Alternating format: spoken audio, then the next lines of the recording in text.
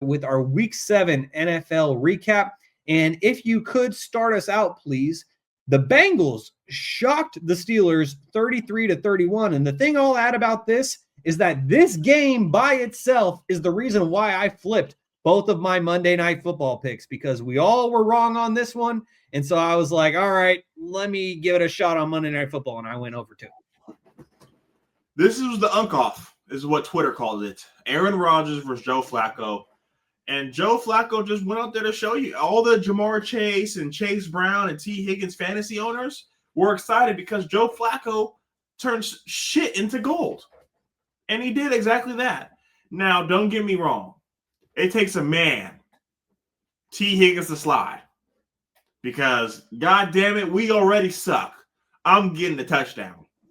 But for them to put the confidence in Evan McPherson, who's been a great kicker throughout his years. I know last year he had a lot of bad hiccups, but for him to consistently been really, really good for this team, to have Joe Burrow on the sideline just brings a different energy to this team.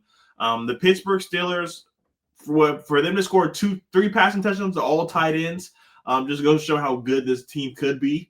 Where this is a different kind of Mike Tomlin team. We're not used to them being so offensive heavy, putting up so many points. We're used to a lot of slugouts. But 33-31, Bengals get a W.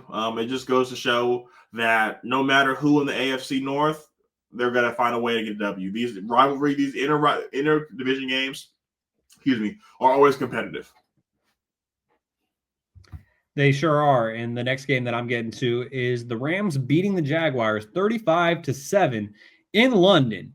And I don't know about you, but I slept through this entire game. And when I woke up, I just saw the score and I was like, great, looks like I didn't miss much, especially as a 49ers fan who despises the Rams and did not want to wake up to see the Rams beat the brakes off the Jaguars, the team that beat the 49ers.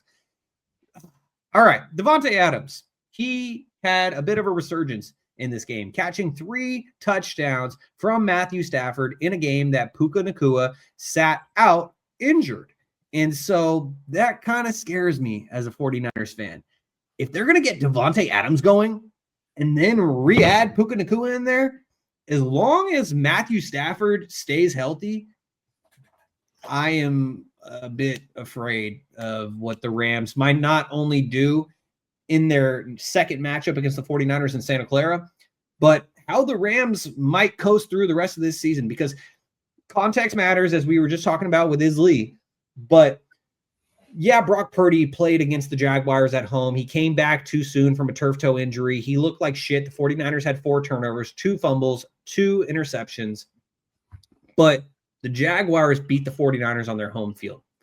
Then they play the Rams in neutral territory. The Jaguars, for all intents and purposes, are basically England's team because they've been over there so much over the last 10 to 15 years. I picked the Jaguars to win this game because I thought they have whatever type of home field advantage you can overseas, and yet the Rams beat the brakes off of them. So for me, this game kind of scared me when it comes to being a 49ers fan, looking at the Rams in our division, but also I kind of put the Jags on fraud alert after this game because they looked great against the 49ers, looked great against the Chiefs, and they haven't looked great since. So I'm still trying to figure out who this Jaguars team is. Kevin, speaking of the Chiefs, they shut out the Raiders 31-0. Belt to ass. Next game. There's not a positive thing to say about them. To see Rashee Rice come back and score 2 touchdowns is great for this team. We talked about what this offense was going to be when they're all fully healthy, and this was a great example. But take it with a grain of salt because it is the Raiders. We talked about the Raiders probably not going to be better than the Cardinals. So belt to ass. Patrick Mahomes is playing like one of the best quarterbacks in the NFL, and he's showing the world why we say that. Speaking of belt to ass, the Browns beat the Dolphins 31-6. Kevin, OH? I-O. Shaun Judkins had himself his career best day in this one with 3 rushing touchdowns, and that was the positive for the Browns offensively. Then defensively, the Browns just completely smacked the Dolphins. Tua Tagovailoa looked like absolute dog shit in this game. And then this past week, when he was being interviewed in a press conference, they asked him why he didn't target Jalen Waddle more, especially considering that Tyreek Hill is out for the season. And Tua said, yeah, sometimes you just can't see him. And he was talking about how his height was the reason why he couldn't see his receiver. Tua, did you forget that people were comparing you to Drew Brees coming into the NFL? And that's one of the reasons why you shouldn't have been picked number 1 overall and why Joe Burrow was, or why Justin Herbert was taken right before you. I think was it, I always get it flipped. I know it was 5, 6, Herbert and Tua. It was Herbert first and then Tua went 5. Okay, so there you go. And so Tua got picked before Justin Herbert. Then we see on Thursday Night Football why Justin Herbert got picked that high. And Tua basically at this point was all hype coming out of Alabama. Yes, he had to change his game because he can't scramble anymore for the sake of his future and his brain, that if he gets another concussion, not only could his NFL career be over, but his life could be dramatically different. And so I understand that he's not the same quarterback that he was at Alabama because of those restrictions, but Tua has looked terrible this year. The Dolphins in general have looked terrible. And I say this after every single Dolphins loss. Mike McDaniel, come on home. Come on back to Santa Clara. You don't need to go back to Denver where you're from and where you grew up. You don't need to go anywhere else. Come on back to Santa Clara, Mike McDaniel. We would appreciate having you back. Get the band back together. We got Robert Saleh, Mike McDaniel. You can run the offense. Kyle Shanahan can just sit back and chill. And the last thing that I got to say about this one is that I went 4-1 in fantasy this week, a week after I went 5-0. I've been on a bit of a hot streak, but my one loss was because I decided to start Tua Tagovailoa instead of Trevor Lawrence. Trevor Lawrence finished with like 22 points. Tua finished with -3, and I lost my matchup by 24 points from that 25-point difference. Thank you, Tua, for ruining my perfect week. I appreciate you for that. Kevin, the third consecutive game that we have here with the winner finishing with 31 points as the Patriots beat the Titans 31-13. A lot of people gave Cam Ward shit for saying their ass. Their ass. This Patriots team is figuring it out. We gave a lot of credit to Mac Jones with his weapons and getting them to the playoffs. Stephon Diggs, Kayshon Boutte, Pop Douglas. They're figuring out a way to get it done. The only thing that I'm going to scream at Patriots fans is, God damn it, let Travion Henderson fucking run the ball. Please let him catch it, let him run it, let him do something. I don't get it. I don't get why you take him so high and you don't show him love. But yeah, man, this Patriots team is looking pretty good. For them to go and have a W over the Bills as well, they're going to be scary, especially because the rest of the division stinks with the Dolphins and the Jets. But it's going to be fun to see this season play out and see if they're able to win the division or not. It will be really interesting to see if they're able to win the division. And the next game that I'm getting to is the Panthers beat the Jets 13-6. I don't really know what to think about this one. I mean, the Panthers, they're looking solid. The Panthers are 4-3 now, but the Jets are the Jets. They're the last winless team in the NFL. Now they are 0-7. But Bryce Young, he was pretty pedestrian in this game. 15 of 25 for 138 yards and a touchdown.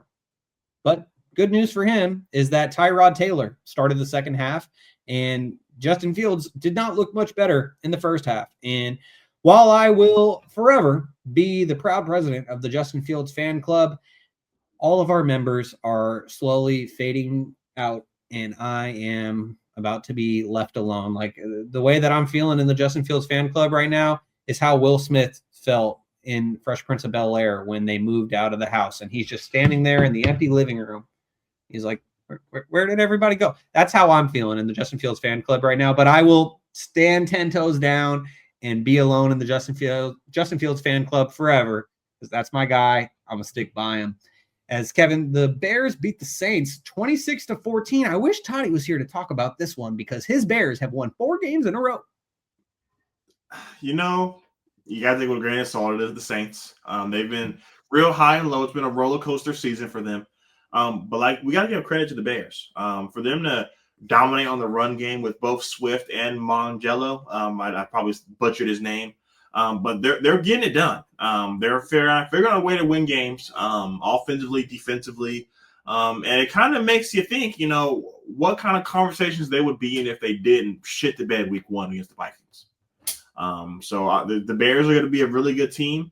That division's really fucking loaded. We talk about the best divisions in football. That division's definitely up there as well. The Packers are playing very well. The Lions are the Lions, and then you have the Bears. So this division is very good. So it's going to be interesting to kind of see, how they play when they play each other. But Caleb Williams, we said a lot of shit about you, and you're backing it up. So keep throwing the ball to Robo Dunte because I have him on my fantasy team. So I love it. The Colts beat the Chargers 38-24, and the Colts, if you told me 7 weeks ago that the Colts would be the best team in the NFL almost halfway through the season, I would have told you that you were absolutely crazy. I would have said it's not 2009 anymore. Peyton Manning is not walking through that door. They got Daniel Jones, a.k.a. Danny Dimes, who has become a Colt legend in Indianapolis as Indiana Jones, so much so that Kevin and I began negotiations today in our Stats Over Politics Fantasy League because Daniel Jones is his backup quarterback, and I've had Kyler Murray and Brock Purdy both getting hurt, and so I'm desperate for a quarterback. And so Daniel Jones might become a member of my fantasy team soon if I can work out a deal. And Jonathan Taylor, he is proving that he is definitely a top 5 running back in the NFL, and he's making a case for that top 3. I'm going to flip the hat around because you guys know who I think the best running back in the NFL is. It's Christian McCaffrey, but Jonathan Taylor with his 3 touchdowns against the Chargers, he is making a case to be the second best, maybe third best running back in the NFL. That's to be debated another day, but Colts are 6-1 and they're looking legit. It's just a matter of what they will do when they get to the playoffs because it seems like they're starting to become a lock to get to the postseason. And Kevin, the next game, you were talking just about the NFC North in your last game, talking about the Bears, but a team that a lot of people think will either win the NFC North or they will get a wild card spot is the Packers, who somehow, some way were in a tough game with the Cardinals, and they snuck by them 27-23 in last-second fashion. Jacoby Brissett, we were just talking about if he's the quarterback, we're not taking them to win games. But he went out there, 25-36, 279 yards with 2 touchdowns. Trey McBride found the end zone twice. This Cardinals team, I came into the season saying that this is Kyler's prove year. I think Kyler has one more year before they try to ship him and kind of just restart. If we're going to have another top pick, we're not going to continue to get weapons around this guy. We're going to draft another quarterback. But the Packers find a way to keep sliding by and winning games. Josh Jacobs, 2 touchdowns. Micah Parsons with 3 sacks. This is why you traded Micah Parsons, made him the highest paid defensive player in the NFL because of games like this. He's a game changer. And once this Packers team gets healthy, they're going to be really scary. When I mean healthy, I mean with the receiving core, Jalen Reed and Christian Watson coming back. But this Packers team is legit. Ever since Toddy said they're the best team in the NFL, they've been ass since. But, they're going to find ways to win games because you pay for guys like Micah Parsons, a game changer. Like I said, 3 sacks. Hats off to the Packers. See you guys in a couple weeks.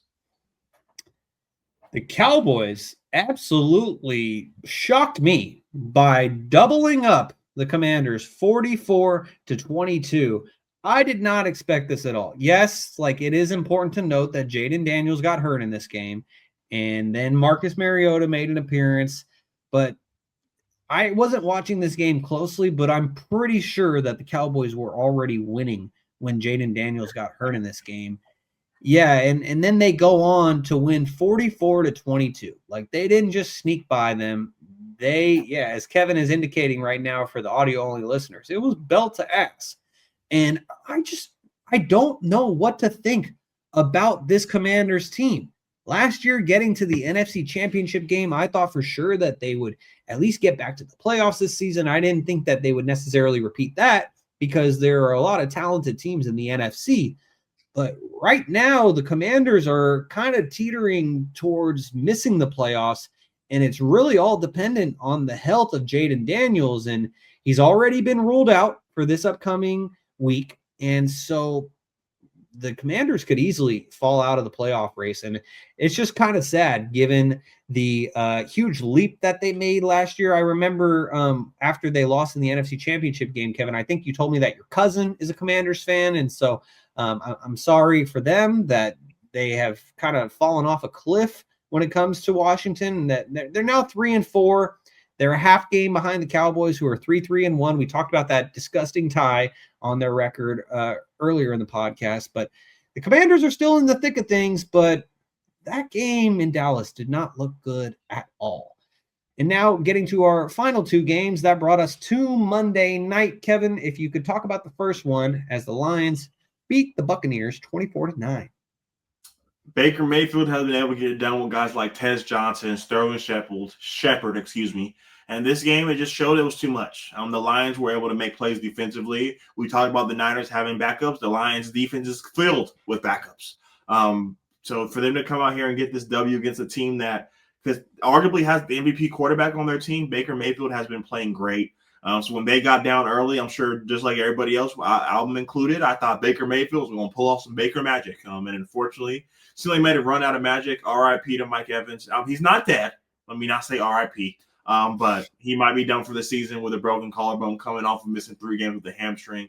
But for those of you that have Emeka Ibuka, just more and more great games for him, and we're going to have to see what this Bucs team looks like. Yeah, and when it comes to the final Monday Night Football game, the Seahawks beat the Texans 27-19. And so they end up winning by 1 possession, but it really wasn't that close. Like the Seahawks got out to I believe it was a 14-0 lead after the first quarter. Then the Texans cut it to 14-6 at halftime. And that was like the Seahawks had dominated the entire first half. And so for them to only lead by 1 possession going into halftime was like, okay, what is going on here? But the Seahawks ultimately pull away in this one. And man, CJ Stroud, like Kaz said earlier, because I did it like 3 times. He said, if y'all don't stop with this OHIO mess every damn time, well, Kaz, this is a somber OHIO, because CJ Stroud, he just hasn't looked the same since his rookie season. And I understand that the players around him matter and that he is missing 2 of his top targets. Joe Mixon, a guy that we were discussing in our fantasy trade negotiations, he was supposed to come back mid-season, and now it's like, when is he going to come back? And so the Texans, they need to get their reinforcements back. But CJ Stroud, I think on this podcast, we said that he was at least a top 10 quarterback in the NFL already. Maybe even, I think it was Toddy who said that he may be even in that top 5 discussion already after his rookie season. Then he proceeded to have a sophomore slump, and it hasn't gotten much better in his third season. I still think that he is an NFL starter for sure, but man, I just feel bad for Coleridge Bernard, because I want to see him get back to being that guy that had a phenomenal rookie season and that should have led the Ohio State Buckeyes to a national championship if the kicker didn't shank a field goal on New Year's Eve against Georgia in the semifinals. Ohio State would have won a national championship that year, but thankfully they made up for it in 2025. But on CJ Stroud's collegiate resume, it'll always say that he lost to Michigan multiple times and he didn't get the job done later in the season. And so I just hope that he's able to have some more success in the NFL, because he's not only a great player, but he seems to be a great guy from everything I can see. And I'm just hoping the best for CJ Stroud. And the Texans, it seems clear that they're not going to win the AFC South this year, because that's going to go to the Colts. So they have to sneak in as a wild card, and it's a crowded race for those 3 wild card spots. So it's looking like the Texans and DeMeco Ryans are headed towards a season without the postseason, but we shall wait and see. And finally, Kevin, before we get to our last segment, Isley taps in on Twitch and says, CJ Stroud is the shining example of why I go with the show me twice method before I crown a player top 5 to top 10.